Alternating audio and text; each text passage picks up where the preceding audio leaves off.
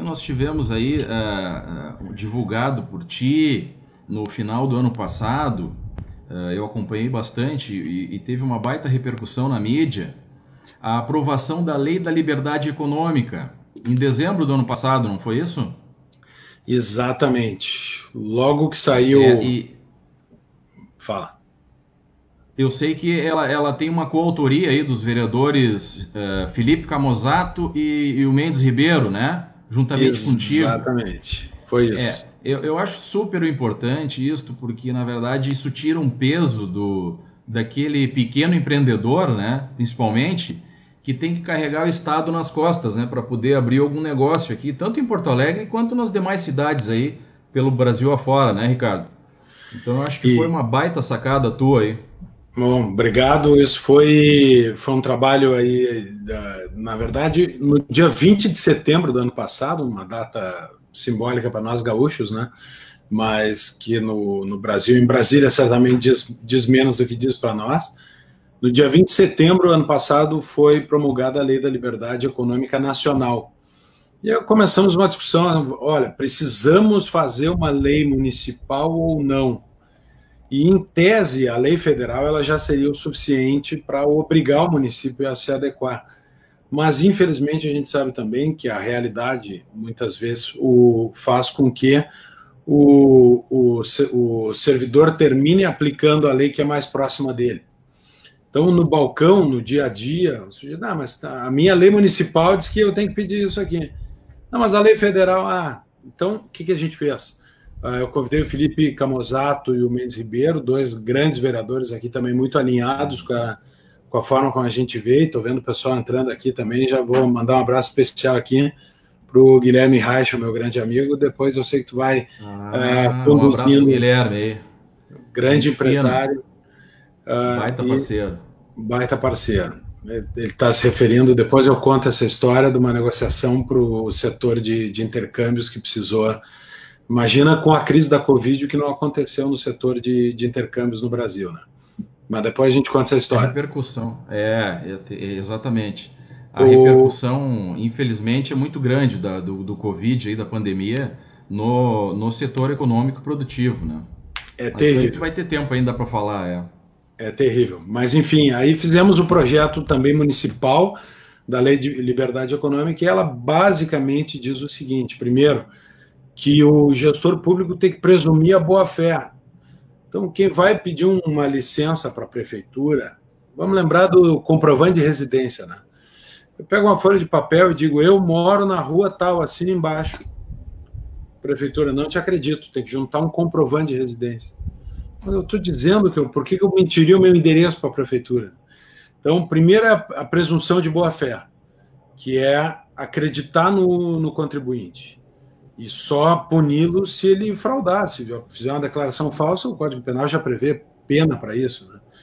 Segundo, isenta de alvará uma série grande de atividades econômicas que não representam risco para a sociedade. Então, a gente sempre usa o exemplo da costureira, que é o mais fácil, né? Uma costureira, doceira, as pessoas que não têm uma atividade industrial, escritórios, por exemplo, qual é o risco para a sociedade que representa um escritório de contabilidade? Então, óbvio que continua tendo que abrir pessoas jurídicas, fazer todos os registros, mas pela lei de liberdade econômica em Porto Alegre, essas atividades de baixo risco não precisam mais de alvará para poder funcionar. Isso é uma transformação, porque libera servidores públicos que nós temos para fazer a análise dos projetos que têm risco. Então, acelera demais para quem tem um pequeno negócio, mas também acelera para os grandes negócios, contra os quais eu não tenho preconceito nenhum, são geradores de emprego e renda, e a cidade também precisa das grandes empresas, né? Então, um projeto moderno, um projeto que passou graças ao apoio também da Câmara, foi, se não me engano, foi unânime a votação, ou perto disso. Haveria que averiguar, se não teve um partido só que votou contra, eu vou deixar vocês imaginarem qual é. Mas eu acredito até que me lembro foi unânime ou quase. E estão esperando a regulamentação municipal, que não saiu ainda. Então, os efeitos da lei que eu ia te perguntar. Não estão em vigor. Porque ela tem que começar a ter efeito, né? Mas eu sei que nesse momento aí é bem complicado, né? Bem complicado. Essa retomada não vai ser fácil, né, É Ricardo? complicado e necessário. É necessário. Primeiro, não é difícil regulamentar uma lei que isenta de pedir de licença, de alvará, de trâmites. Complicado é criar o trâmite. Complicado é botar organograma, fluxograma na parede e ficar criando burocracia. Isso que é complicado. Então, eu acho que a prefeitura já está perdendo tempo, já poderia ter feito rapidamente a regulamentação dessa lei. Isso vai ser importante para a retomada depois do Covid, para que as pessoas possam empreender. Nós sabemos que vai ter um baque no desemprego, nós sabemos que vai ter um baque na renda das famílias e que elas vão precisar buscar renda em outro lugar. Então, essa lei, que a gente não sabia quando fez a lei que ia ter a Covid, ela vai ser fundamental para a cidade conseguir se recuperar do impacto econômico da Covid. Deixa eu te fazer uma pergunta. As pessoas me perguntaram quando nós confirmamos a live contigo, e aí algumas pessoas perguntaram, pergunta para o Ricardo como foi a experiência dele de ser secretário neste governo atual do desenvolvimento, né, Ricardo? Do desenvolvimento econômico. Do desenvolvimento econômico, né? E eu me lembro que tu estava fazendo um bom trabalho lá e a tua divergência começou em relação à questão tributária, né? Que tu marcaste uma posição ali contra o aumento do IPTU, né? Que acabou ocorrendo, né? Eu queria que tu contasse para nós como é que foi essa transição aí, até para o nosso público aí entender um pouco como é que foi isso. Olha, eu acho que como muitos aqui dos que estão assistindo, eu votei no Marquesan, fiz campanha para o Marquesan e tinha uma esperança muito grande no início do governo e acreditei que poderia, inclusive, contribuir com o governo. Fui ser secretário do Desenvolvimento Econômico. É uma pauta que eu trabalhei a minha vida inteira no Instituto de Estudos Empresariais. O vereador Cássio Trogildo, craque. Eu vi, ele entrou ali. Grande vereador. Grande craque. Um baita presidente da Câmara, hein? E devo dizer que é um amigo e alguém que com ele aprendi muito na Câmara. Conhece o regimento, conhece as pessoas, tem trato, um grande vereador. Um abraço, Cássio. Mas eu estava contando. Olha, entrou outro ali, Ricardo. Olha ali, que tu conhece bem, Gustavo Paim, nosso vice-prefeito, querido amigo aí do PP. É uma boa saída, Paim. Eu fiz campanha para o Paim ser o vice, não para o Martão. Estou brincando. Paim, um grande amigo também, uma pessoa querida. Cássio, traga um abraço para o prefeito Fortunati. Um abraço também para o prefeito Fortunati. E uma grande figura histórica da cidade, que tem uma contribuição magnífica para o município. Um abraço, então, Cássio, por favor, manda um abraço para o prefeito Fortunati também. Eu estava me dirigindo aqui para o Paim, nós vamos ficar conversando com o pessoal, não vou te responder. Fica à vontade, não, aqui é informal, nem te preocupe. Mas o Paim foi, já que nós estamos falando do meu tempo ali na prefeitura, o Paim foi um grande amigo que eu fiz, uma pessoa muito capaz, e para quem não sabe, ele conduziu o projeto do trecho 3 da Orla, e fez um trabalho sensacional também, e é outro que, como eu, se decepcionou muito com o prefeito Marquesan. O prefeito Fortunati, estou na live, mas... Olha ali o prefeito, Um abraço, prefeito. Grande Fortunati, um abraço aí. Vou perder a live do prefeito, senão estaria assistindo. Um abraço e obrigado. Ele está fazendo uma live agora. Ele está fazendo uma live agora, né? Pessoal, tá começando uma live, eu acho. Não saiam daqui para assisti-lo, por favor. Então, na prefeitura eu assumi a Secretaria de Desenvolvimento Econômico. A gente tinha uma visão muito propalada durante a campanha de simplificar, de desburocratizar, de tornar a vida do empreendedor mais fácil. E quando veio o projeto do IPTU, isso foi aproximadamente em julho, início de agosto de 2017, portanto, 7 ou 8 meses dentro da administração, eu fiz o que eu pude para mostrar para a prefeitura, para a equipe da Fazenda, especialmente para o prefeito, que aquele projeto ele é um projeto anti-desenvolvimento econômico, um projeto de aumento de imposto. Se usou vários rótulos de justiça fiscal, de atualização de planta, e eu cansei de mostrei na imprensa, fiz uma discussão na Câmara, também fiz na prefeitura à época, mostrando que era um projeto de aumento da IPTU, tanto é que a projeção era um aumento de arrecadação de 50% do IPTU. Então, tem uma questão de aumento de impostos que que foi apalavrado na campanha que nós não faríamos. E aquilo, naquele momento, me levou a me desvencilhar, a sair do governo, lamentando, ainda apoiei todos os projetos da prefeitura que representavam corte de gasto, a adequação da máquina pública. Acho que mais de 90% dos bons projetos que foram para a Câmara eu aprovei. Agora, discordei desse e discordei de outros projetos que eu entendo que contrários ao que a gente apalavrou na campanha. E a verdade é essa, André. Eu hoje sou um crítico do governo. Isso foi crescendo ao longo do tempo quando eu fui vendo a administração marquesã se distanciar daquelas ideias e daquela postura que foi apalavrada na campanha.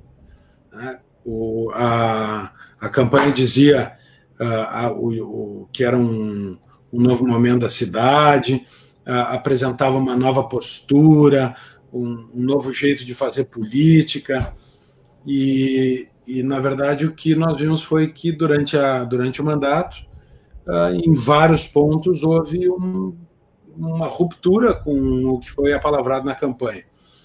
Então eu ali pedi para sair do governo. Eu tenho uma posição anti-imposto, sempre tive anti-aumento de imposto, e sempre saí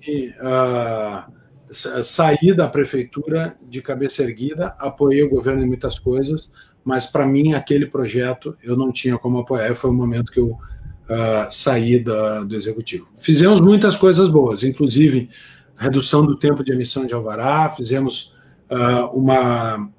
uma feira de legalização de ambulantes para enfrentar o problema do comércio informal, ilegal, muitas vezes.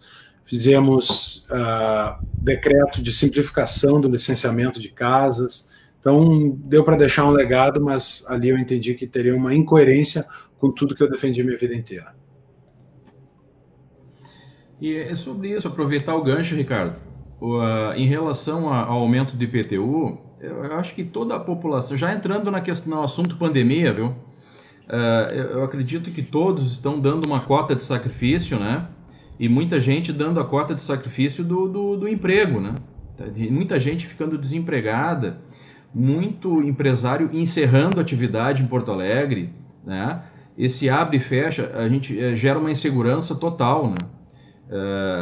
E hoje o que nós vivemos em Porto Alegre é uma insegurança em relação ao vírus, né? Todo mundo com medo e se cuidando, e uma insegurança em relação às autoridades, né? Tanto assim, e não é só o Marquesan, a maioria dos prefeitos não sabe o que fazer, sabe? Então essa insegurança de abre e fecha, de não ter uma perspectiva, sabe? Acaba criando uma angústia em cada um de nós, né? E aí eu vejo em Porto Alegre que teve um aumento de IPTU.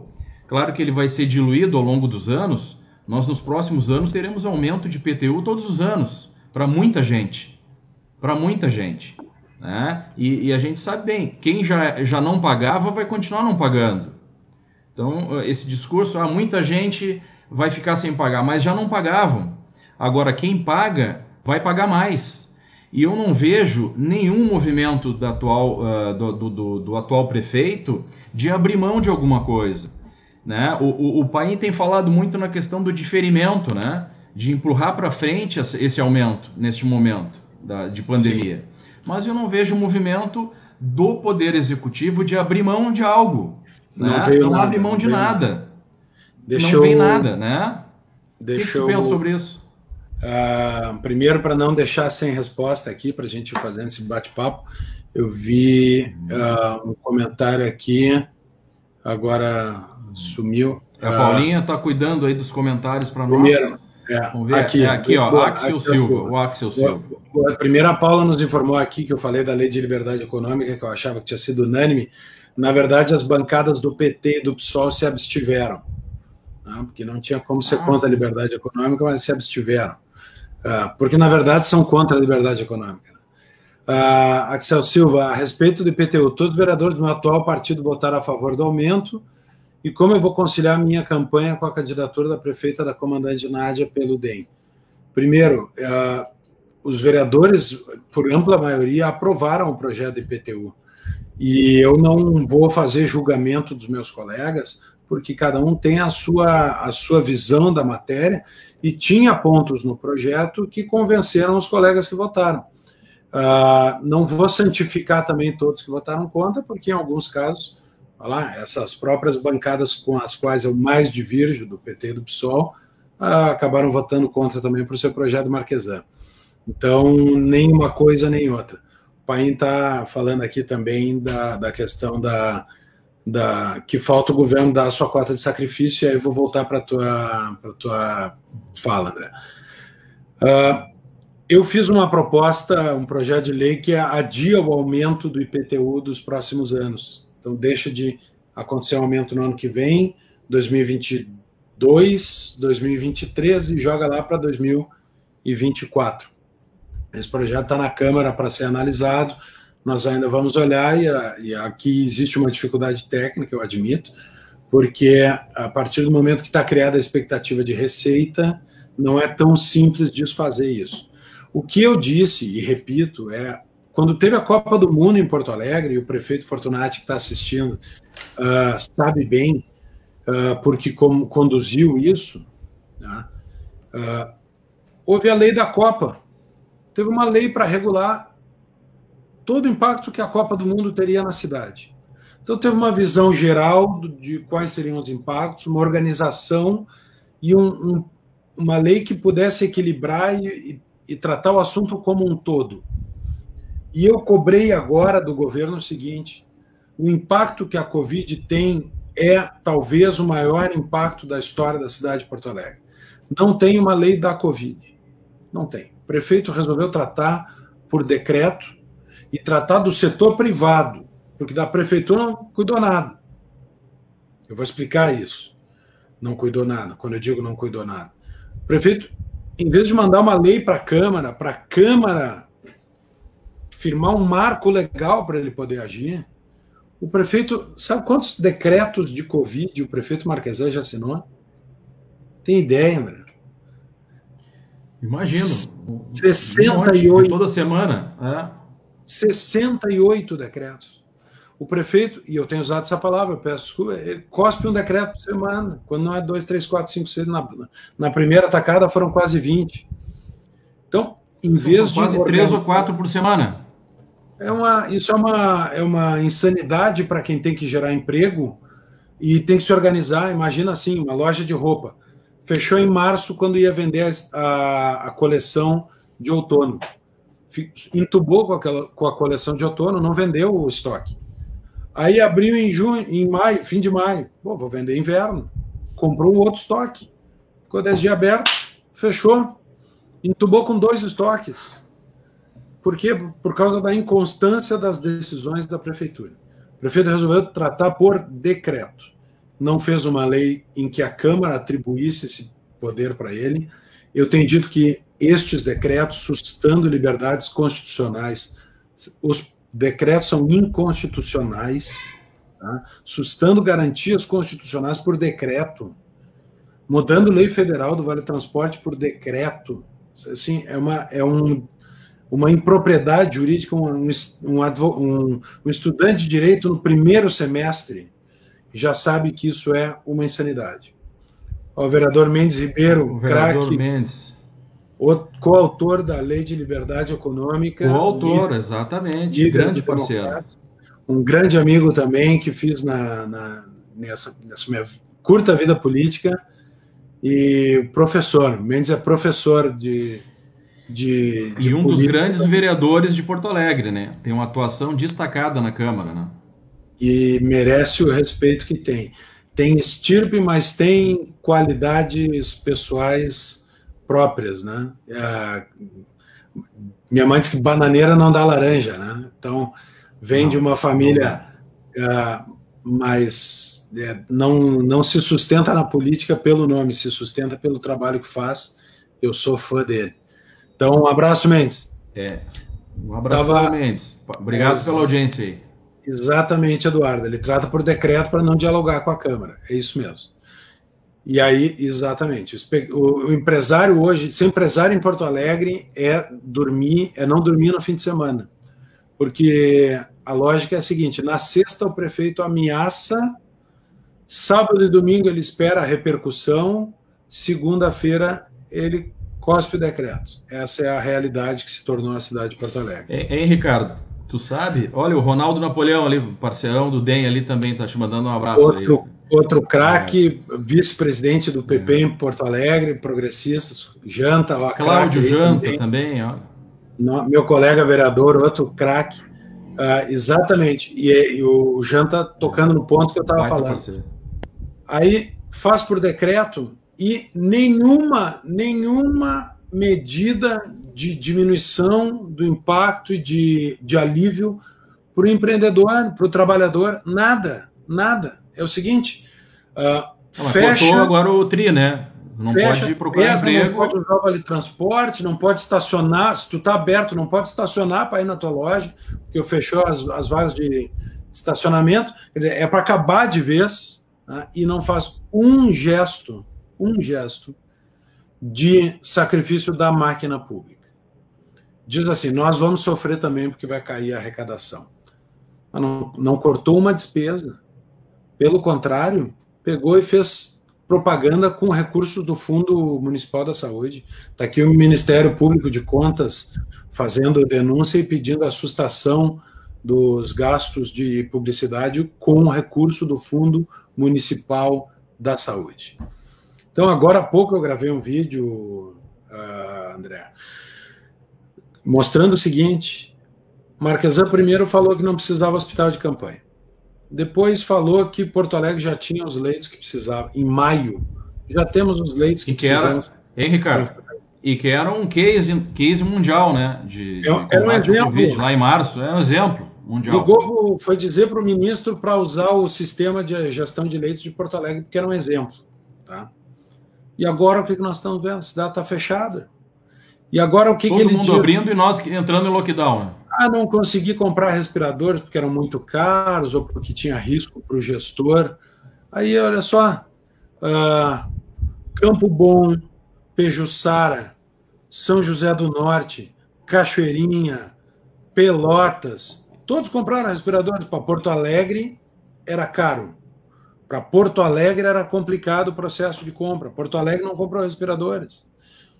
Então, tinha recursos de emendas parlamentares, inclusive minha, para comprar respiradores. Não compramos. Já temos os leitos que precisamos. Foi arrogante e foi incompetente. E agora nós estamos nessa situação.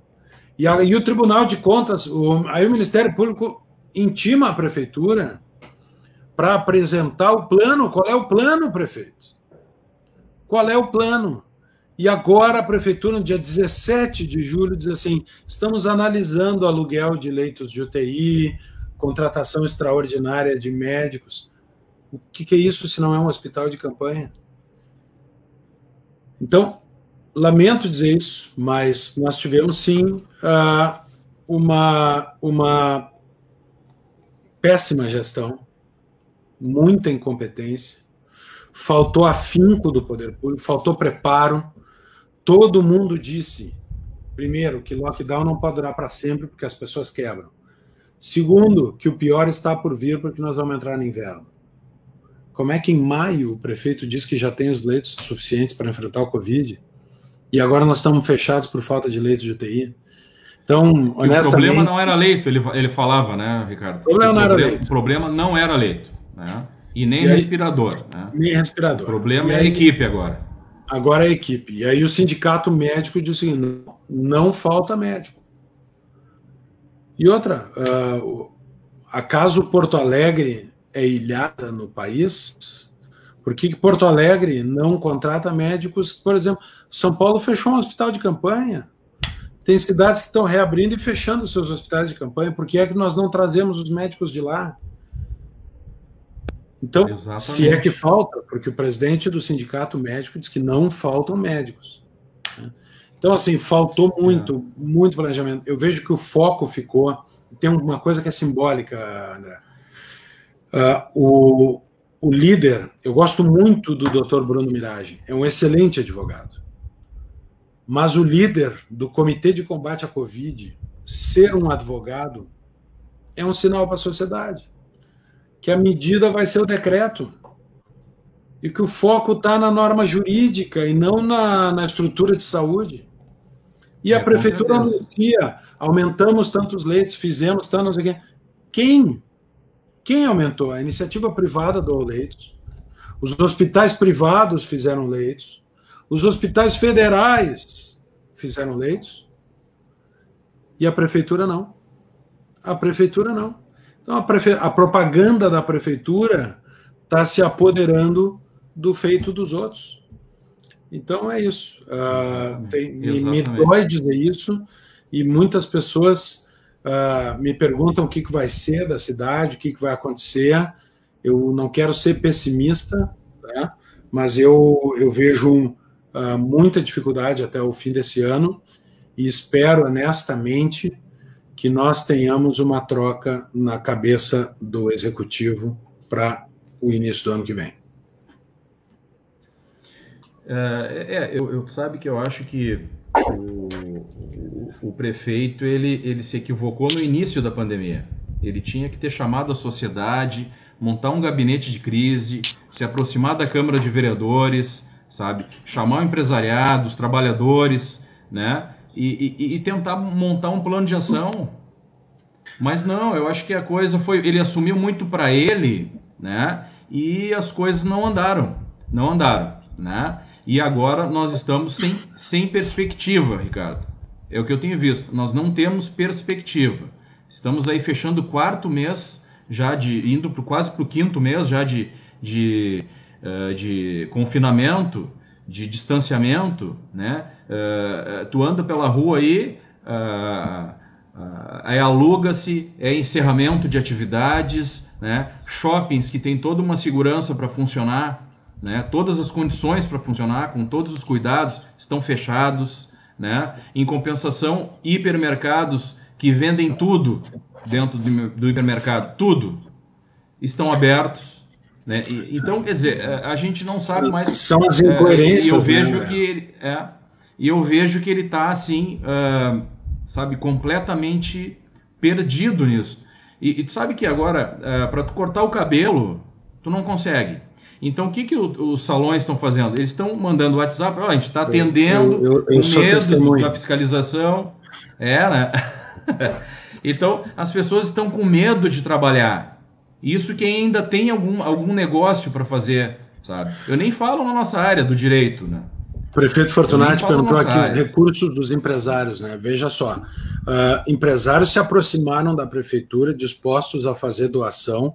Houve uma doação de 10 milhões de reais para construir leitos no Hospital Independência. Quer dizer, a iniciativa do poder, da iniciativa privada de se aproximar e prover as soluções da cidade, mas houve uma péssima gestão da prefeitura disso. Olha, só a Câmara, para dar um exemplo, a Câmara mandou 10 milhões de reais para a prefeitura. 10 milhões de reais. Aí o seguinte, Cachoeirinha fez um hospital de campanha. O custo do leito de UTI é 23 mil reais por mês. 23 mil reais por mês.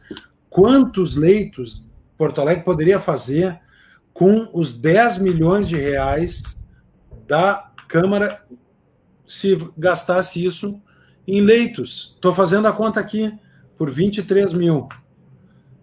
São 437 UTIs meses de UTI. Vamos dizer que ficasse 3 meses. 3 meses com as UTIs alugadas. Seriam 144 leitos de UTI só com o recurso que a Câmara mandou por 3 meses. Por 3 meses. Então, houve sim uma péssima gestão dos recursos. E o Ministério Público está dizendo o seguinte: do recurso federal que veio, só usaram 60%. O Ministério Público só usaram 60%. Para quê? Estão guardando para quê os 40%? Nós chegamos agora, nós estamos chegando em agosto e os salários da prefeitura estão em dia. Que bom. Mas eu não quero descobrir que no futuro, eu torço para não descobrir que no futuro esse recurso serviu para pagar folha, quando a gente precisava de investimento no sistema de saúde. Eu espero não descobrir isso no futuro. Aí acho que o Tribunal de Contas vai fazer o seu trabalho nisso.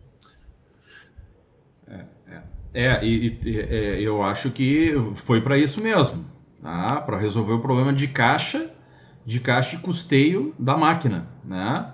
E incluindo aí E sabe que no município de Porto Alegre nós temos aí em torno de 400 funcionários que ganham acima de 20 mil reais. Agora, com a questão do teto, também pode fazer um depoimento sobre isso.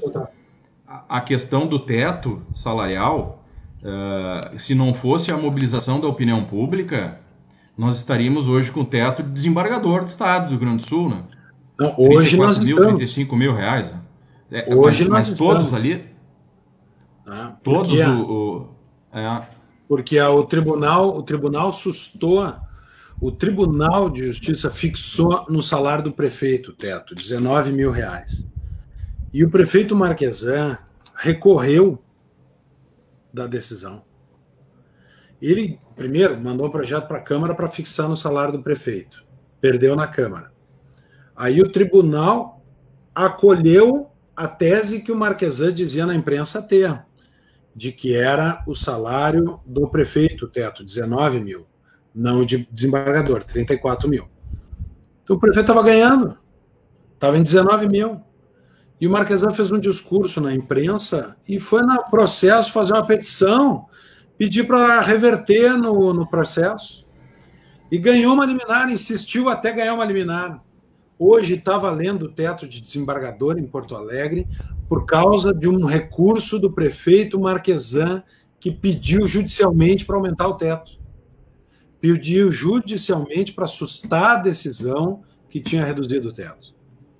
Então, eu digo, agora ele mandou para a Câmara um projeto, então vamos votar de novo outro projeto. Claro que eu voto para baixar o teto.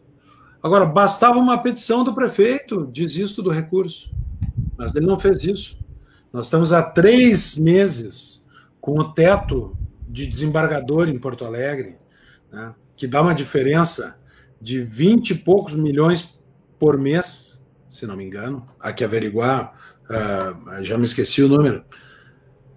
Porque é que Porto Alegre está pagando o teto de desembargador por causa do recurso do prefeito. Era só retirar o recurso e o teto teria caído. Mais um recurso que poderia estar sendo usado no combate ao Covid. Então, assim, a incoerência e a hipocrisia, eu vou dizer, tá, estão custando vidas em Porto Alegre. 3 milhões e 100 mil reais de publicidade feitos com o Fundo Municipal da Saúde, durante a pandemia. Quer dizer, durante a pandemia, o sujeito vai no Fundo Municipal da Saúde e saca 3 milhões e 100 mil reais para fazer propaganda na TV. E propaganda do governo, né? Não para investir na conscientização das pessoas, né, do combate à pandemia. Mas, Ricardo, deixa eu te perguntar uma coisa, entrar um pouquinho na política agora. Temos eleições esse ano. E a pergunta que não quero calar, se tu vai concorrer à reeleição, tu está sendo aí muito cogitado também na majoritária. Eu queria saber como é que tu vai te posicionar aí, como é que tu está vendo o cenário, pessoalmente, hoje. Eu sei que no meio da pandemia é complicado, mas nós daqui a alguns meses teremos que ir às urnas, né, votar para escolher prefeito, vice-prefeito e em Porto Alegre aqui 36 vereadores, né? graças a Deus que vai ter a eleição, porque estava preocupado também que nós, por fim, não conseguíssemos fazer essa eleição. Marquesan pretende apresentar um plano de retomada ou vai só ameaçar o povo de lockdown? O Ministério Público... Luiz Thomas. O Luiz e o Ministério Público obrigou o Marquesan a apresentar um plano. Né? Se vai ser um plano coerente, se ele vai cumprir, são outras coisas. Mas que ele vai ter que apresentar algum plano, ele vai. O problema é o seguinte, hoje é 23 de julho. É hora de estar fazendo o plano ou era hora de estar cumprindo o plano que fez em abril? Era hora de estar cumprindo o plano. Então, nós estamos execução, né? Muito atrasados. Sobre a eleição, André, eu sou pré-candidato à reeleição de vereador. Obviamente que até as convenções, até o registro da candidatura, a gente é pré-candidato, mas eu quero sim buscar manter a minha cadeira no Legislativo, por isso sou pré-candidato. Tá? Gosto muito de ser vereador, fui secretário, acho que o Executivo tem desafios importantes nesse ano. Como eu disse, eu torço por uma renovação, e eu vou dizer, estava aqui, não sei se ainda está, o Gustavo Paim, que é pré-candidato, o prefeito Fortunati, que é pré-candidato a prefeito, são duas pessoas que eu tenho o maior carinho.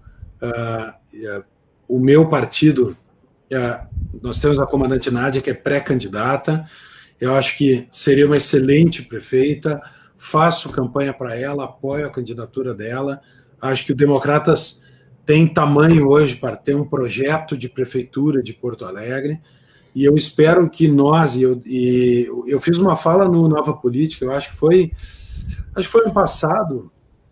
Um almoço no Copacabana, acho que foi, né? No Copacabana, tu vai te lembrar. Que eu disse o seguinte, eu torcia por uma coligação de centro-direita em Porto Alegre com força suficiente para vencer o Marquesan. E eu continuo acreditando numa coligação com força suficiente para vencer o Marquesan e a Manuela. Tá?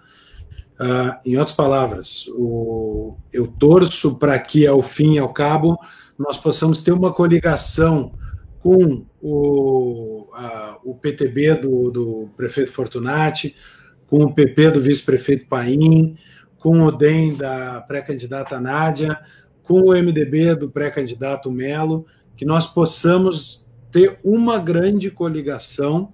Obviamente que eu aponto a comandante Nádia para puxar essa coligação, porque acredito no DEM e na capacidade dela, mas quero muito que nós possamos estar todos juntos para apresentar uma alternativa para Porto Alegre. Quanto mais juntos nós estivermos, maior é a chance de produzir um resultado efetivo nessa eleição. E eu, no ano passado, lá no Copacabana, eu falei numa coligação que pudesse unir centro e direita. E acho que esse é o mote. Todo mundo que tiver à direita do PT e do PSOL, acho que deveríamos conversar e construir um caminho para Porto Alegre que nos permita fazer um projeto de governo de coalizão, contemplando as posições dos partidos e que nos permita não voltar para a bandeira vermelha, aproveitando a deixa da... Não vamos falar no Grenal, né? Tá querendo falar no Grenal, né? Por mim, podemos. Mas, hein, Ricardo, eu acho que tu fizeste uma leitura muito correta, né, em relação a esta união, né, dos partidos de centro e centro-direita, porque eu acho que a premissa é essa aí. Quem não quer a volta da esquerda, né, e não concorda com a atual gestão, né, do atual prefeito, eu acho que isto une, né, e torço que essas negociações em alto nível, né, que esse diálogo entre esses partidos acabem produzindo este fruto aí, que é uma candidatura fortalecida, né? O que não dá para deixar é que aconteça uma divisão, uma pulverização, né, de candidaturas que acabam não tendo fôlego para chegar num segundo turno, né, Ricardo? Te digo assim, estou vendo o Carlos Sigli aqui, O Nenê, né? O ninguém muitos conhece ele por conhecer Carlos única e Sigla, é o exclusivamente o Nenê. Nenê. Não sei por que ele botou esse Um nome. abraço, Nenê. Um abraço, Nenê. André, eu acho o seguinte, nós temos duas ameaças nessa eleição, tá? Grandes. E a primeira grande ameaça é a volta da esquerda radical ao poder na cidade, tá? É através da Manuela conjugada com o PT ter a volta do PT para o poder, ter um projeto, para mim, antidemocrático. Eu não tenho nenhum receio de dizer que o projeto do PC, imagina, PC do B e PT juntos, isso é mais vermelho do que os anos do PT em Porto Alegre. Então, acho que essa é a primeira grande ameaça.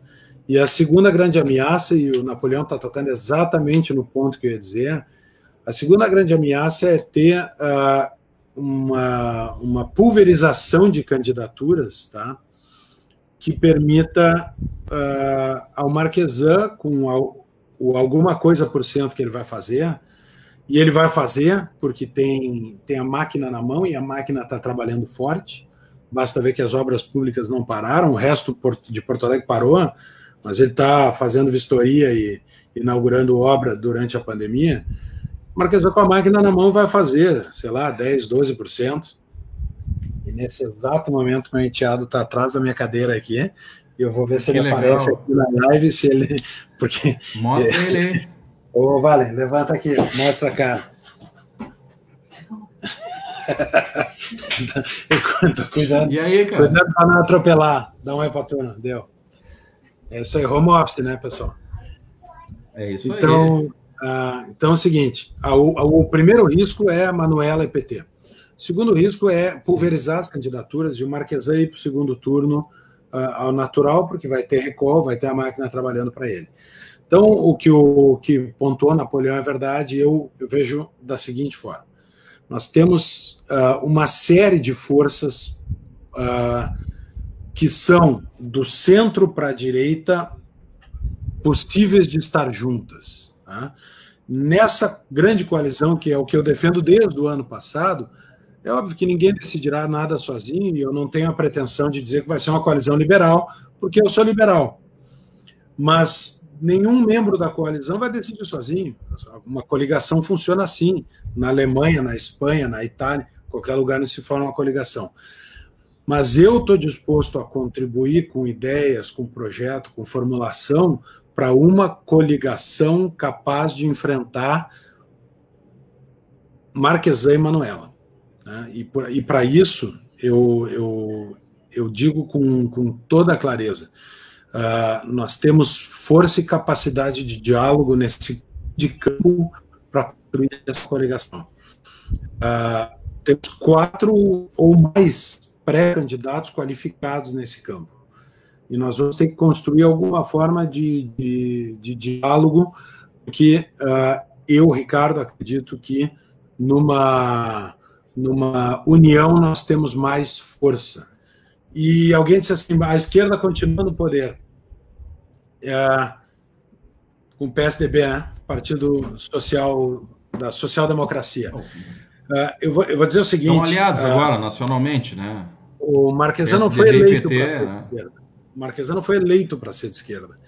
Ele rasgou a cartilha lá sentado na cadeira.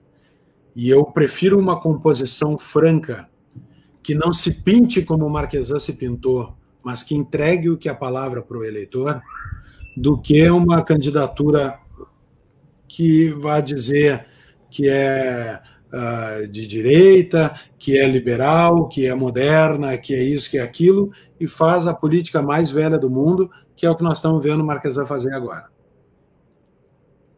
É que o buraco da rua não tem partido e não tem ideologia, ele tem que ser tapado, né? Os problemas da cidade não têm ideologia, né? Então, eu acho que isso que é o foco. O que falta pro prefeito, para qualquer prefeito hoje, é fazer o serviço que tem que fazer. Não tem recurso, mas cuida da cidade. Não desperdiça recurso. E hoje tu vê uma cidade que não está cuidada. É uma cidade que está abandonada, né? Nos últimos 6 meses, nós ficamos aí com 3 anos e meio sem governo em Porto Alegre. De atrito com a Câmara, atrito com todo mundo, né? Então, tu não tem diálogo com o prefeito, infelizmente. E agora, no apagar das luzes, algumas obras, alguns movimentos estão acontecendo. Então, esse novo tempo que o nosso prefeito prometeu é um velho tempo, né? Ele está fazendo o que muita gente já fez, né? E pior, né? Então, eu acho bem complicado, assim. Eu vi uma pesquisa esses dias, o Marquesan com 20% numa pesquisa. Eu acho muito, mas de qualquer forma, tu tem aí 80%, 90% que quer mudar em Porto Alegre, quer mudança em Porto Alegre. Então, eu acho que aí, não tenho dúvida, Ricardo, tu está corretíssimo. Esses partidos, esses 4 partidos, que são grandes partidos em Porto Alegre, outros partidos também têm interesse nisso, de compor, né, uma frente para que a esquerda não volte e que o Marquesan e este governo que está aí, eu nem pessoalizo, este governo que está aí não permaneça, né? Então, tem que adotar critérios, mas ao mesmo tempo também eu fico pensando, né? Aí entra um pouco na nossa área do direito eleitoral. O legislador, ao encurtar o período da campanha eleitoral propriamente dita, né? Nós tínhamos uma campanha de 3 meses, né? Pouco mais de 3 meses. Agora nós temos uma campanha eleitoral de 45 dias. Então, o que o legislador fez? Criou a figura da pré-campanha. Então, o que eu estou vendo hoje é alguns pré-candidatos lançados por seus partidos, mas essa indefinição, né, ela acaba travando todo mundo de fazer uma boa pré-campanha, de organizar uma boa pré-campanha e conversar com a sociedade e apresentar projetos e tentar fazer um convencimento de que realmente o que está aí não pode ficar, né? Então eu vejo uma dificuldade para esse bloco de partidos, né? E eu acho que o tempo, né, eu sei que essas decisões são difíceis de tomar, elas precisam de ter um tempo de maturação, né, Ricardo? Mas eu estou vendo que esse adiamento das eleições, ele não pode ser utilizado exclusivamente para articulação e negociação de coligação. Nós temos que pensar, né, numa pré-campanha, em falar com a sociedade e organizar as coisas. E eu me angustio um pouco com isso, né?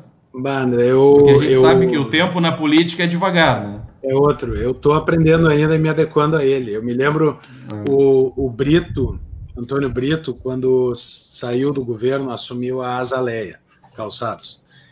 Uma vez no almoço da Federação, daquelas quartas-feiras ali, alguém perguntou para ele assim: governador, qual é a diferença entre o setor privado e o setor público? E ele disse assim: mais ou menos 1 ano e meio. Porque eu cheguei na empresa lá, no primeiro mês, me disseram: vamos comprar o terreno tal ou o terreno tal para ampliar a fábrica. Eu escolhi, uma semana depois estava assinando o contrato. No poder público isso levaria 1 ano e meio, né? O tempo da política é outro, o tempo da máquina pública é maior ainda e o tempo da política é outro. É óbvio que eu penso também que essa demora acaba favorecendo o prefeito. Por outro lado, ela também permite que os candidatos se apresentem, conversem com a sociedade e que a gente consiga ali na frente fazer a melhor escolha. O que é a melhor escolha? É a escolha que represente melhor a ânsia da população e que traduza isso em chance de vitória. Tá? Então, é uma combinação de fatores, não é só quem tem chance de ganhar, é quem tem chance de ganhar e quem representa esse bloco que vier a se formar, e não são, eu espero que seja pelo menos esses 4, mas muito mais do que eles, partidos. Então, de certa forma, isso também é um tempo que ele é importante, e o tempo de cada um desses pré-candidatos irem botando a cara na rua. Depois, quando eles se juntam, eles somam isso. Tá? Tá? Isso, eu acredito que isso se some. E vou falar aqui com bastante tranquilidade. Esse termo, Ricardo, vem com a desculpa de transparência, algo que na prática não existe. No poder público, a demora das coisas, né, na máquina pública, porque tem que licitar, tem que auditar, tem que verificar. Tudo isso deveria garantir transparência na máquina pública. O resultado é só morosidade, a transparência não. Tem razão, Janta. Mas eu, nesse bloco, e o Solidariedade é um partido que eu quero que esteja nesse bloco junto, viu, Janta? Só para... Eu não mando nada, não apito nada, não influo nada. Estou dizendo o que eu quero, tá? Mas... Pelo que eu sei, o Janta tá nessa aí, viu? Fechou, Janta? Já largamos de com ele, ele tá junto nessa aí, viu? Botei ele no compromisso agora. E vou dizer o seguinte, eu tinha, quando eu comecei na política, vindo do movimento liberal, eu tinha um preconceito muito grande com muitos partidos, tá? Que por posição, ou por nome, ou por posições históricas, ou por origem, ter nascido em tal partido, não sei o quê. E ao longo do tempo eu fui vendo que não só os partidos construíram identidades diferentes das que tinham historicamente, como as pessoas se renovam, como as novas pessoas que vêm para a política ajudam a construir partidos diferentes, tá? E vou dar um exemplo, assim, o Paim está aqui, o Napoleão está aqui. Eu, quando eu fui para o PP, eu fui relutante, porque foi o partido da ditadura. Não encontrei no PP uma só pessoa que defendesse ditadura, que desejasse uma ditadura no Brasil. Não encontrei, enquanto lá estive. O Democratas, que para muitos no centro do Brasil, no resto do Brasil é um partido do centrão, aqui no sul é tudo menos centrão. Fez uma resolução do partido proibindo coligação com PT e PSOL. Quer dizer, proibido coligar com a esquerda radical. Então, é tudo menos centrão, né? A gente diz direita desde sempre. Eu tinha um preconceito, e o prefeito Fortunati está aqui, eu tinha um preconceito com o Partido Trabalhista Brasileiro. O partido Getúlio Vargas, eu tenho um problema com Getúlio Vargas, que a gente vira e mexe e discute, mas quando a Lei de Liberdade Econômica foi votada no Congresso Nacional, um dos maiores defensores da Lei de Liberdade Econômica foi o deputado Maurício Zedrick, aqui do Rio Grande do Sul, do PTB, que foi à tribuna e sustentou e ajudou a aprovar a Lei de Liberdade Econômica Nacional. E hoje é um dos vice-líderes do governo Bolsonaro. Então, eu quero dizer que, num primeiro momento, eu tive, quando vim para a política, uma visão mais fechada. E ao discutir com as pessoas, e em razão disso, é que eu construí essa visão minha de que tem uma hipótese de ter uma boa coligação para governar bem em Porto Alegre e para fazer um governo positivo e construtivo. Tá? E está aqui, não sei se a Nádia está assistindo, mas tem um colega do DEM aqui. É óbvio que eu sempre vou preferir que o DEM puxe qualquer coligação. Acho que nós temos uma candidata preparada para isso, com toda a qualidade. Mas não vejo nenhum problema de incompatibilidade de projeto de governo com nenhum dos partidos com os quais nós estamos falando aqui. Eu acho que o caminho é esse, né? O diálogo, tentar afinar essa... Né? A gente fica angustiado porque realmente o único que está fazendo pré-campanha aí realmente é o Marquesan, né? Então, está ocupando todo o espaço da mídia. Né? Isso pode também passar do fio, né? Eu até vi aqui um determinado jornalista que só fazia manchete assim: Marquesan acerta ao fazer isso, Marquesan acerta ao fazer aquilo, Marquesan acerta ao fazer não sei o que. Houve um apoio muito grande da imprensa no início da pandemia, e até agora ainda existe, tá? E eu atribuo isso há mais de um fator. Um deles nós já discutimos aqui, é que num período de vacas magras, o poder público no Brasil se tornou um dos maiores anunciantes e financiadores da mídia. Isto é um elemento. Não quero dizer que todo jornalista é vendido, não é isso, mas isso é um elemento. Eu mesmo estava numa entrevista de rádio, comecei a dizer as coisas que eu estou dizendo aqui, e o apresentador, no intervalo, recebeu um telefonema do diretor comercial da sua empresa e disse assim, olha, pega mais leve. Então, estou dizendo isso. Não vou dar o nome do jornalista para preservar. Um segundo elemento é o seguinte, se formou uma contraposição política a qualquer coisa que o Bolsonaro fizesse. Qualquer coisa que o Bolsonaro fizesse, o correto era fazer o contrário. Então o Bolsonaro disse que não precisava fazer lockdown, o Marquesan faz lockdown, o Marquesan está certo. Eduardo ficou aqui, né? Não vou entrar nesse tema. Aqui o Marquesan pelo menos saiu dessa discussão, mas virou uma discussão no Brasil inteiro. Ou seja, tem gente que prefere combater o Bolsonaro a combater a epidemia. A pandemia. É verdade. Né?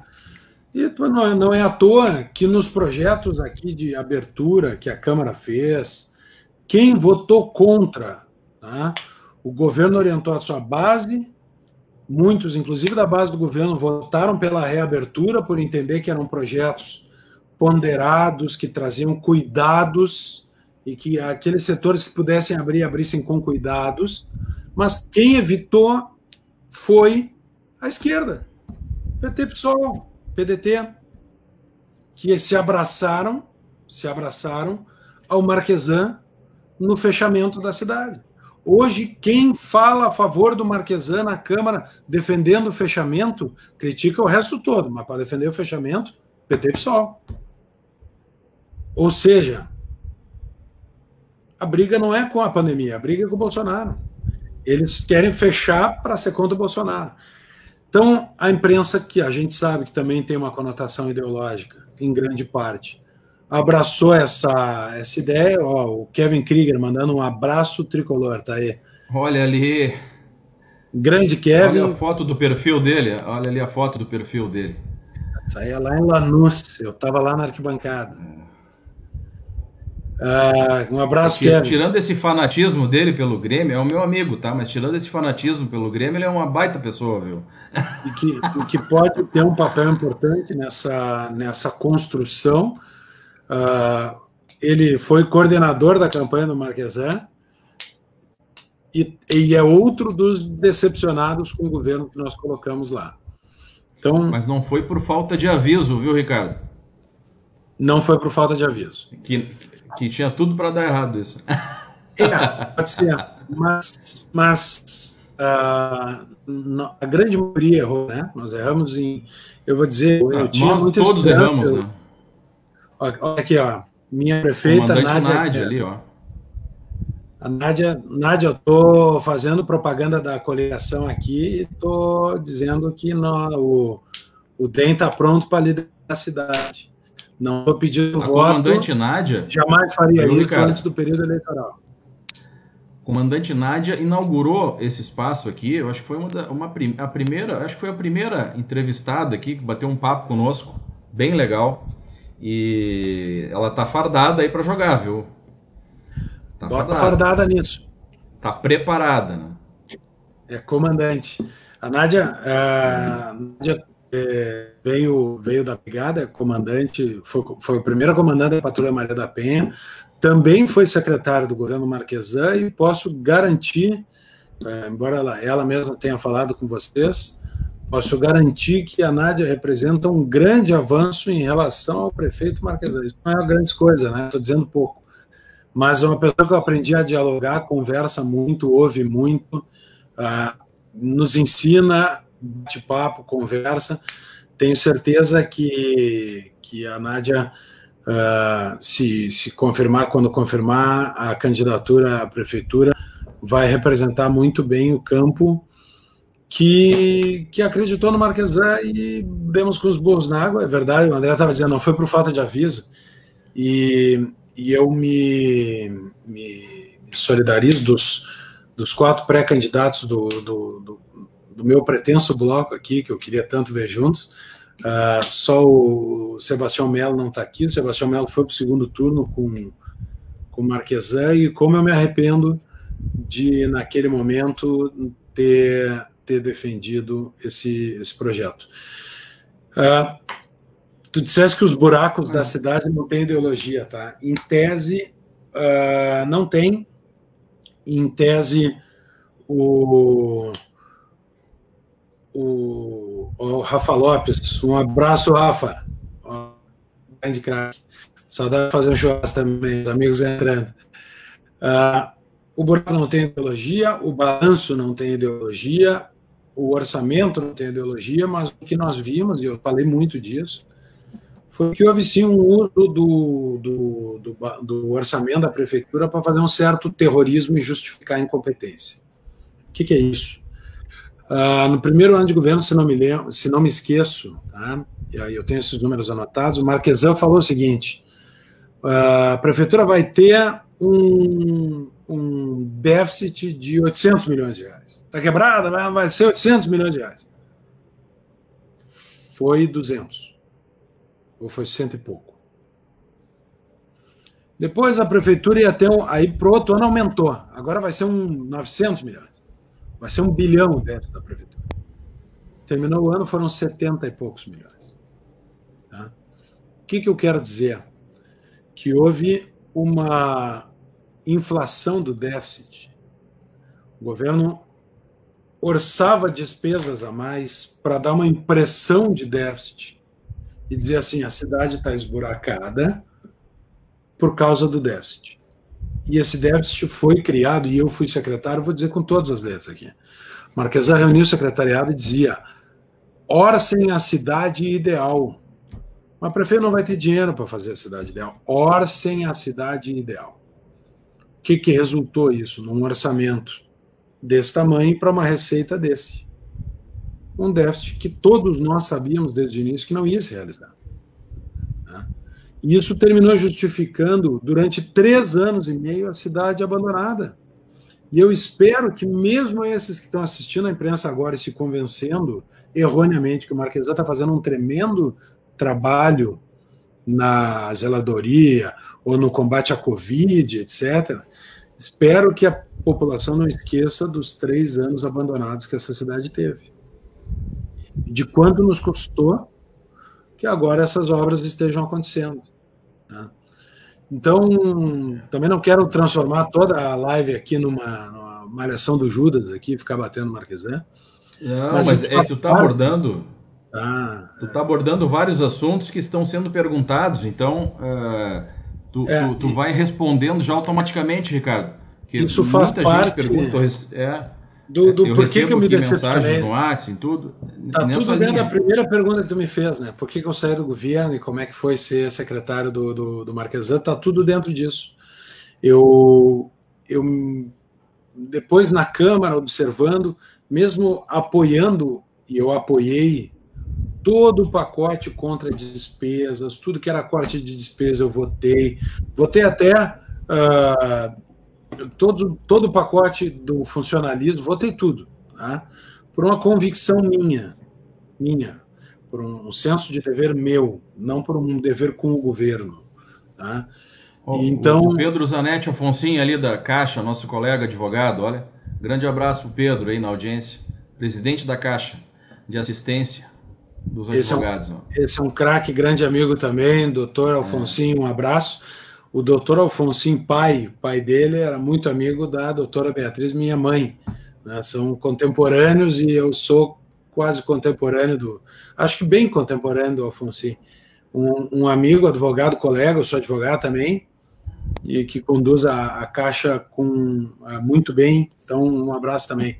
Está falando da liberdade econômica aqui, ele fez um evento lá na OAB para debater o projeto junto com o Paulo Ebel, que é secretário de desburocratização do governo federal, do Ministério da Economia. E a Nádia, vocês fazem a política verdadeira e transparente, estamos juntos. Por isso que nós estamos juntos, Nádia. Eu gosto muito das pessoas que isso foi outra coisa assim positiva na política que eu encontrei.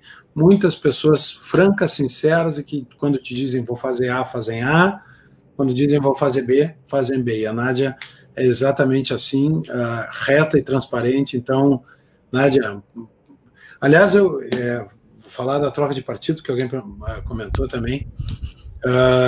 Eu nunca briguei no PP, eu poderia muito bem seguir, tenho grandes amigos lá, e tem alguns deles aqui assistindo, mas minha primeira filiação da vida foi no PFL, então PFL, Partido da Frente Liberal. E eu optei por voltar ao PFL, hoje Democratas, por uma bandeira liberal mais clara. Lá quando estava no PP, fundamos um grupo liberal que ficou e ainda existe, e eu quero que todo partido tenha uma ala liberal, né? Eu sempre disse assim, para arruinar o país, o PT precisou enfiar esquerdista em todos os partidos. Então, para salvar o país, nós vamos ter que ter gente que pensa direito em todos os partidos. Não vai ser um partido que vai resolver o problema do Brasil. Nós precisamos espalhar boas pessoas. Aliás, já tem, né? Nós precisamos multiplicar as boas pessoas em vários partidos. Então, fui para o Democratas buscando uma identidade mais clara com o ideal liberal. E vim junto com o Mendes Ribeiro, que estava aqui, com a comandante Nádia, e sou muito feliz pela escolha que fiz. Tenho bons colegas, a gente pensa muito parecido, na maior parte das vezes vota junto, alinha, e tem uma identidade de propósito muito grande. A Nádia, talvez, estou chutando aqui, estou botando palavras na boca dela, talvez mais conservadora, mas com uma visão bem liberal da economia, e acho que assim, a gente está reconstruindo no Brasil uma posição de centro-direita e de direita que há muito tempo estava em descrédito. Desde o fim do regime militar, a esquerda tomou todas as estruturas de comunicação da sociedade, e virou pecado ser de direita. O cara falava sou de direita, era torturador, estava defendendo o governo militar, né? E isso, graças a Deus, nós conseguimos desmanchar e também mostrar o que o PT fez com o país. Olha, a Fê Jardim, que fez o mesmo movimento partidário que eu, e também veio junto para o DEM, e a outra craque, a vereadora suplente em Porto Alegre. Vereadora suplente. Fez há pouco, aprovou um projeto na Câmara de incentivo à adoção, projeto importante também. Ela é psicóloga e vem da área social, tem um importante trabalho social, por muitos anos trabalhou na FASC, conhece bem Porto Alegre, e também acredito, também estou falando pelos outros aqui, né, mas acredito uma excelente pré-candidata a vereadora também em Porto Alegre. Aliás, estou feliz, vi vários colegas e amigos aqui passando pela live. Tá boa de audiência na política. Ou meus amigos estão... Tá bom. Não, tá bom. Muita gente passando. Mas olha só, Ricardo, sabe que tu estava falando aí agora sobre a questão dessa questão de ser liberal, né? E aí tu tem um grande exemplo no teu partido, que é o nosso grande guru aqui, o nosso decano da política em Porto Alegre, que é o vereador Pujol, né? O vereador Reginaldo Pujol. E ele sempre fala, né? Eu sempre fui um liberal e me chamavam de ditador na década de 80 e 90, né? Eu era um ditador. Antes, né? Que fosse e agora chique, o discurso dele antes que fosse chique, né? Agora o discurso dele e o que ele defende tá super atual, né? Então é uma figura que ainda quero contar com ele aqui numa live, porque tem muita história para contar, né? Obrigado para Eduardo Eschberger ali. Eu às vezes falo até demais, porque eu esqueço que isso aqui fica tudo gravado e o pessoal depois fica gravando, vai me perseguir, né? Mas obrigado. Vai andar, esse vídeo vai andar bastante. Gosto de fazer conversa franca. A Nádia está lembrando aqui, o Lula queria extirpar o DEM da política, né? Ele falou isso. Exatamente. Temos que eliminar o DEM da política. O Pujol, que é o presidente da Câmara e é o presidente municipal, ele é uma referência, eu acho, para toda a Câmara de Vereadores. Tá aqui o Cássio, falei na hora, Pujol é o nosso craque. Pujol primeiro, nunca se desviou dessa moldura ideológica.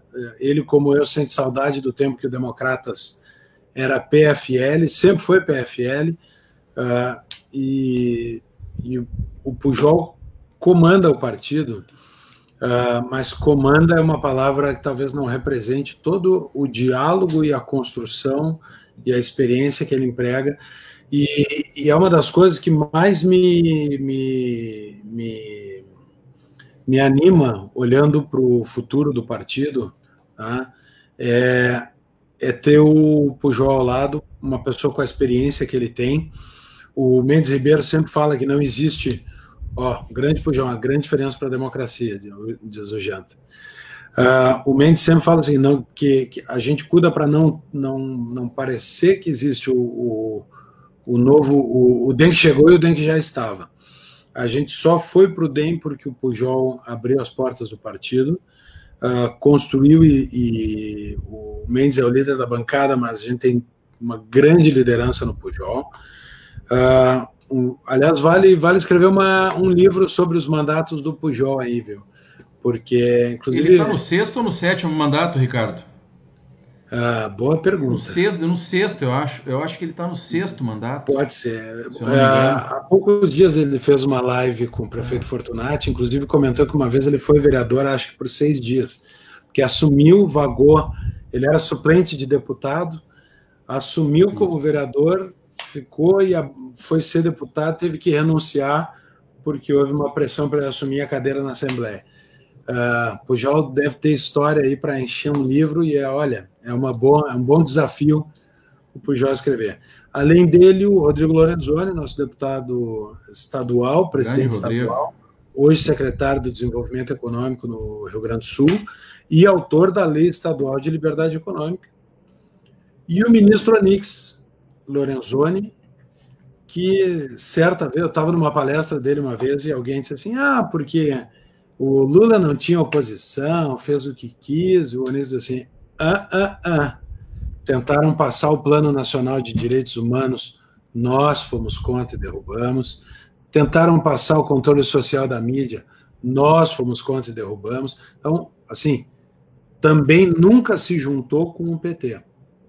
E desses exemplos vem o Democratas de hoje, que a Nádia vai representar, se aceitar, né, como hoje é pré-candidata, a gente tem que ter esse cuidado por causa da lei eleitoral, a Nádia vai representar nas urnas em novembro. Quem acompanha as sessões da Câmara sabe que falo. Pujol, nesse momento, é a pessoa certa para o momento certo. Pujol é o vereador mais idoso da Câmara, ele tem 81 anos. E todo mundo poderia pensar que no momento que nós estamos funcionando virtualmente, que ele poderia ter dificuldades. Vou dizer o contrário. Né? O Pujol conseguiu virtualizar a Câmara, manter a Câmara funcionando e deliberando, com uma produtividade talvez maior do que antes, quando era presencial, tá? Montou um mutirão, vou chamar assim, porque era um sistema de deliberação remota, que nós, acho que por 2 meses, nós analisamos só projetos relacionados à Covid, num fast track, num sistema mais enxuto de tramitação, para ter agilidade, e tudo isso foi feito remotamente na gestão do Pujol. Então, um craque. Porto Alegre tem bons nomes, viu, André? E nós temos condições de recolocar a cidade para andar para frente. Tá? A cidade estacionou. Nós passamos 4 anos falando das coisas ruins de Porto Alegre, batendo em Porto Alegre, espantando o empreendedor. Senhora, quase pedindo, não venha investir na cidade. O prefeito ia para a televisão reclamar da burocracia, reclamar dos buracos, reclamar que a cidade estava quebrada, dizer que não tinha salvação, que nós estamos quebrados, que não podia tomar crédito. Nós passamos 4 anos ouvindo um discurso negativista da cidade. Está na hora de voltar a caminhar para frente, de fazer Porto Alegre descongelar, né? O slogan da campanha, o nome da coligação do Marquesã era Porto Alegre para frente. Ele traiu até o próprio slogan, porque era para ir para frente, mas parou para fazer reformas. Nós fomos um dos últimos do Brasil a fazer as reformas. Agora, se vender como um governo reformista porque fez a reforma da Previdência que o resto do Brasil todo já fez. Porque acabou com a licença-prêmio, que já acabou no Estado há 10 anos. Porque fez, assim, única e exclusivamente reformas na folha de pagamento. Onde é que estão as reformas estruturais do desenvolvimento da cidade? Eu disse em 2017 o seguinte: vamos pegar todas as atividades econômicas que a gente arrecada pouco ISS, tem pouca arrecadação, e vamos ver quais são as alíquotas. E vamos derrubar essas alíquotas. Põe no mínimo. Porque a gente arrecada pouco já nesses setores, então não vai ter impacto. Vamos reduzir a alíquota, vamos ver se pode arrecadar mais. Exatamente. Porto Alegre não fez, eu falei assim em 2017. Agora Esteio fez. Esteio fez uma redução de 118, redução de ISS para 118 atividades econômicas. Porto Alegre não conseguiu. Esteio está mostrando, o Esteio mostra que é possível fazer, né? Pô, mas assim, nem para copiar o projeto de Esteio, copiar e colar na Câmara aqui. Esteio apresentou o projeto de liberdade econômica, já regulamentou e lá está funcionando, e aqui nós não regulamentamos ainda. Então, olha, vergonhoso que a capital, que deveria ser a laranja de amostra do estado do Rio Grande do Sul, esteja ficando para trás. Eu disse assim, Porto Alegre criou um bolsão de desenvolvimento ao seu redor. As empresas estão saindo de Porto Alegre para Esteio, para Canoas, para Guaíba, para Eldorado, mas estão saindo de Porto Alegre. Precisa reverter isso. Fazer a reforma só da folha não é fazer reforma. Não é transformador. É pouco. É pouco. Exatamente. A cidade precisa crescer. Tem que olhar as pessoas, não o caixa da prefeitura. A cidade não é o caixa da prefeitura, a cidade são as pessoas. Se as pessoas prosperarem, a cidade prospera.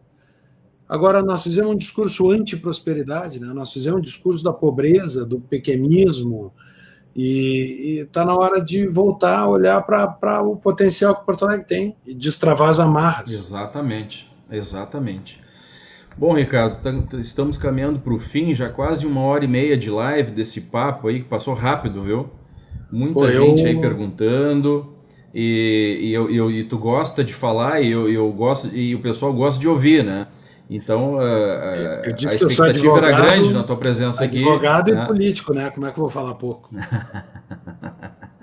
Mas então, olha, eu quero agradecer muito as pessoas que participaram da live, aos vereadores que tiveram por aqui, aos pré-candidatos, todos nossos amigos, todos dentro desse mesmo espírito, né, Ricardo?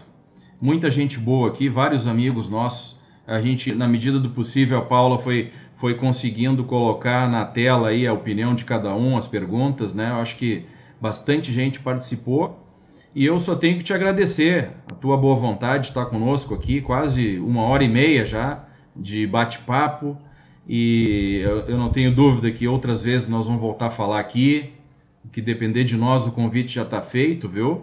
E eu quero convidar muita gente aqui, muitos vereadores que falaram aqui, sabe? Quero convidar para vir bater um papo conosco aqui também, ao vivo, né? Então ali tem o vereador Janta, o vereador Cássio Trogildo, Mendes Ribeiro, a comandante Nádia já falou conosco aqui, mas vai voltar, o pré-candidato e nosso amigo, o prefeito José Fortunati, também é uma baita de uma figura, acho que vai estar conosco aqui em breve.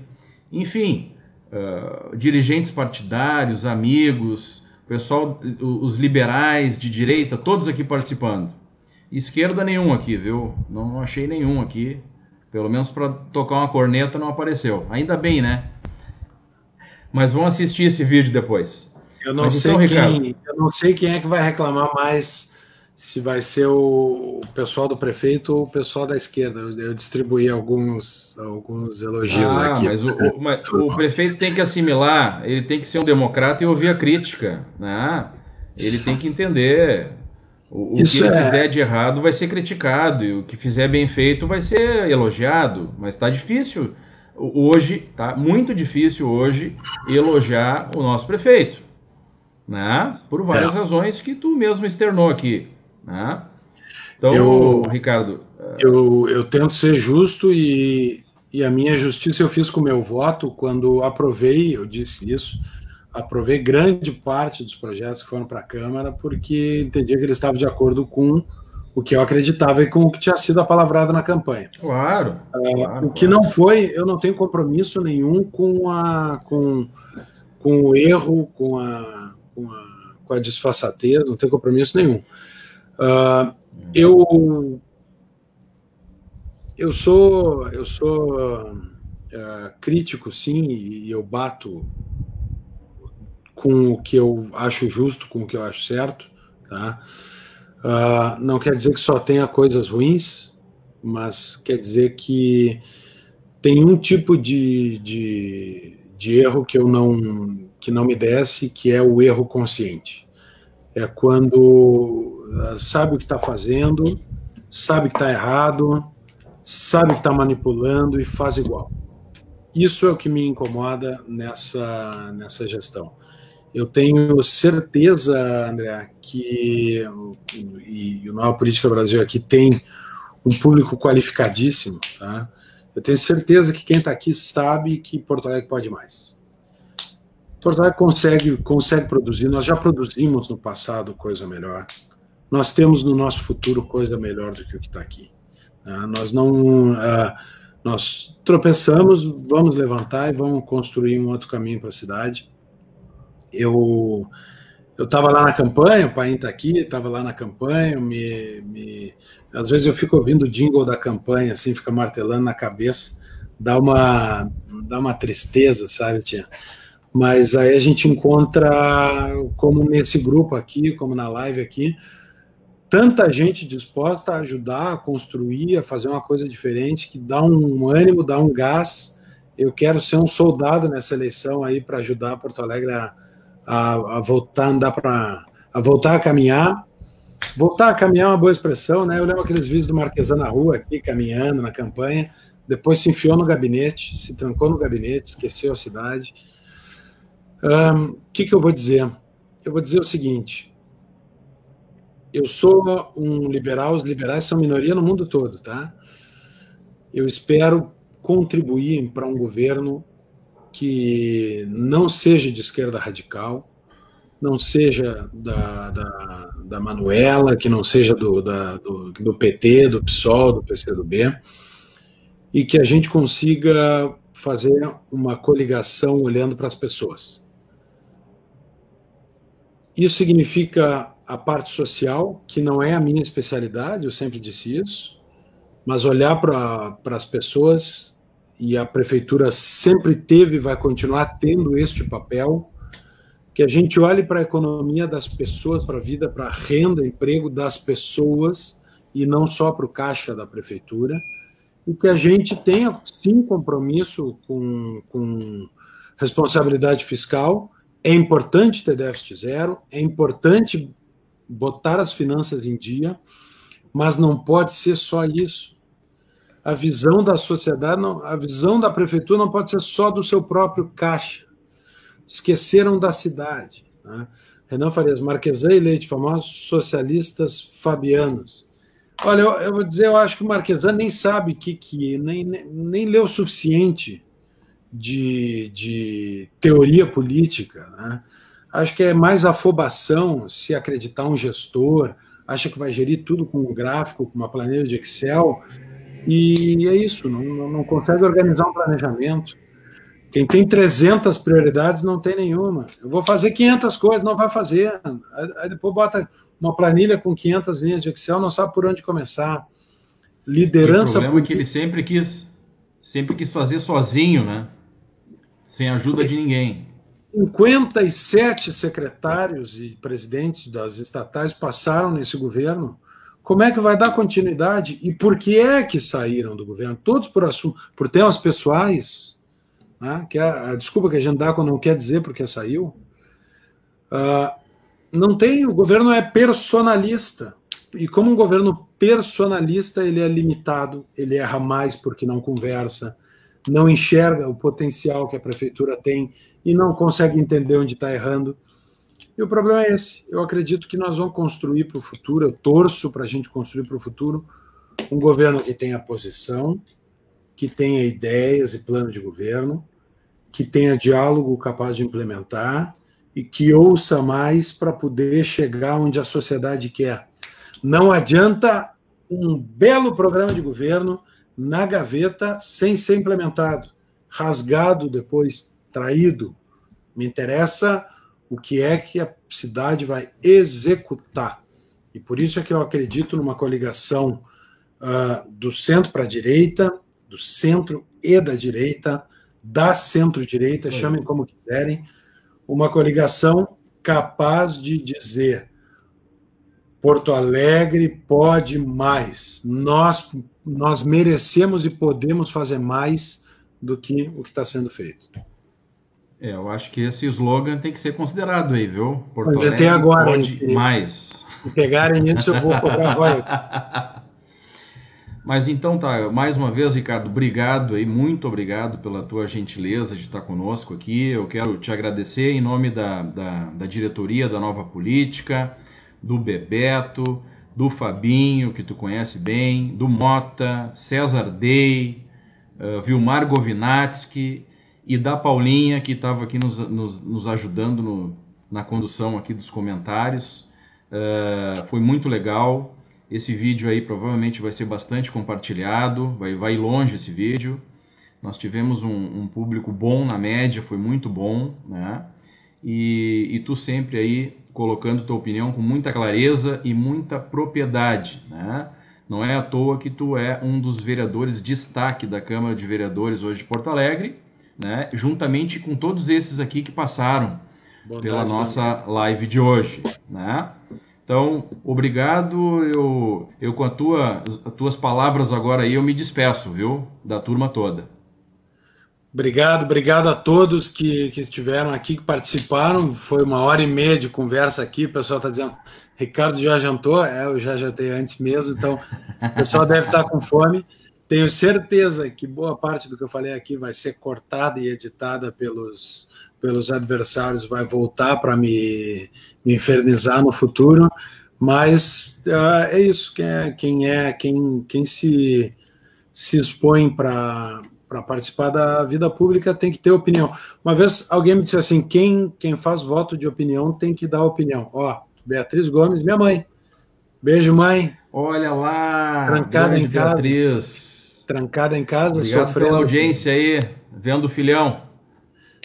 Trancada em casa, sofrendo com a pandemia, não consigo nem visitar minha mãe. Enquanto isso, pelo menos ela tá assistindo aqui. Sabe que a gente está trabalhando. Eu, além de estar me organizando, André, para a eleição, obviamente, de estar querendo contribuir para formar a coligação para a majoritária, né, nas conversas, obviamente. Eu estou trabalhando num livro, estou escrevendo o que eu quero que seja meu primeiro livro para lançar logo em seguida, e estou preparando também um curso online de liberalismo que depois, quando tiver pronto, eu vou informar os amigos aqui do Nova Política também, para quem quiser prestigiar. Não estou fazendo venda, porque não está nada à venda ainda, mas estou só compartilhando alguns projetos que eu estou tocando em paralelo aqui e que espero que possam contribuir nessa luta que o Nova Política Brasil faz, que é de iluminar mentes e construir caminhos para a política brasileira. Obrigadão pelo convite, eu estou às ordens sempre, só aprender o grito, vai ser um prazer voltar a participar, tenho assistido aqui bastante, então conta comigo. Obrigadão. Obrigado.